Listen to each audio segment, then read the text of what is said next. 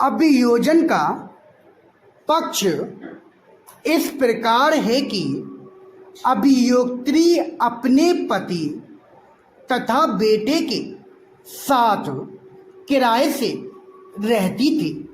पैसों की आवश्यकता होने पर उसने पड़ोस में रहने वाले अभियुक्त से 10,000 रुपये उधार लिए। उक्त पैसे उसके पति द्वारा अभियुक्त को लौटाए जाने पर अभियुक्त द्वारा अभियोक्त्री को अपनी बहन जैसी होना बताते हुए उसके पति से पैसे लेने से इनकार कर दिया गया, जिसके चलते अभियोक्त्री के परिवार के अभियुक्त के परिवार से मधुर संबंध स्थापित हो गए और इसी तारतम्य में अभियुक्त के कहने से एक दिन अभियोक्त्री ने दूसरी जगह कमरा किराए से लिया। एक दिन उसका पति काम से बाहर गया था तथा देर रात तक वापस नहीं आया। उसी समय अभियुक्त मौका पाकर उसके घर पर आया और उसके घर से 1,00,000 रुपए की चोरी कर ले गया,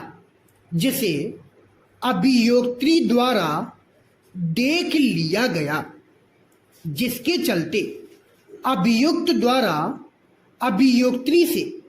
कहा गया कि यदि उसने किसी को भी बताया अथवा थाने में रिपोर्ट दर्ज करवाई तो वह उस पर तेजाब डाल देगा तथा उसके बेटे को जान से खत्म कर देगा। जब उसका पति वापस घर आया तो अभियुक्त्री द्वारा बेटे की जान को खतरा होना देखकर अपने पति से कुछ भी नहीं कहा गया। एक दिन अभियुक्त द्वारा दोबारा अभियुक्त्री के बेटे को जान से खत्म करने की धमकी देकर उससे शादी करने को कहा गया तथा पति से तलाक लेने को कहा गया, जिसे अभियोक्त्री द्वारा मना कर दिया गया और इसी रंजिश के चलते अभियुक्त द्वारा अभियोक्त्री के बेटे का अपहरण करवा दिया गया तथा शादी करने पर बेटे को लौटाने की धमकी दी गई, जिसे अभियोक्त्री द्वारा अपने पति को बताया गया, जिसके संबंध में उसके पति द्वारा थाने में प्रथम सूचना रिपोर्ट दर्ज करवाई गई तथा न्याय की मांग की गई। संबंधित थाने द्वारा अभियुक्त के विरुद्ध न्यायालय में विचारण हेतु अभियोग पत्र प्रस्तुत किया गया तथा विचारण के दौरान न्यायालय द्वारा अभियुक्त को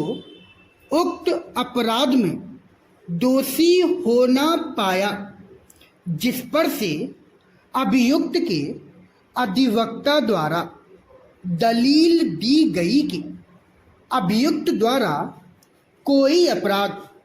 कारित नहीं किया गया है, बल्कि अभियुक्त को उसके उधार लिए हुए पैसे वापस ना करना पड़े। इसकी वजह से अभियोक्त्री द्वारा अभियुक्त को झूठा फंसाया गया। उक्त तर्क को सुनने के पश्चात